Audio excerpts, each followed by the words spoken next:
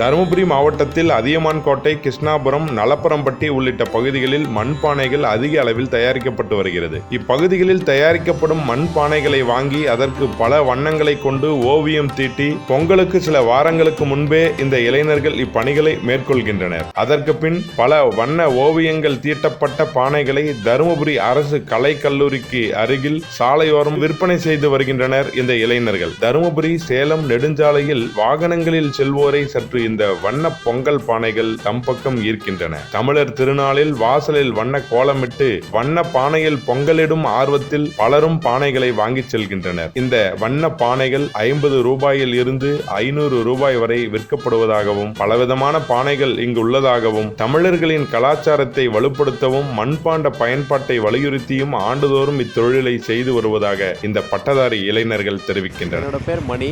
நாங்கள் இந்த பானை தொழில் இப்போ பெயிண்ட் பண்ணி இப்போதான் நாங்கள் ஒரு 2-3 வருஷமாக செஞ்சுட்டு வந்துட்டுருக்கோம். இது எங்களுக்கு நல்ல ரிசல்ட்டு கிடைக்குது. ஆக்சுவலாக இப்போ இங்கே ஒரு 50 ரூபாயிலிருந்து ஒரு 500 ரூபா வரையும் மதிக்கத்தக்க அந்த பானைகள் நாங்கள் சேல் பண்ணுறோம்.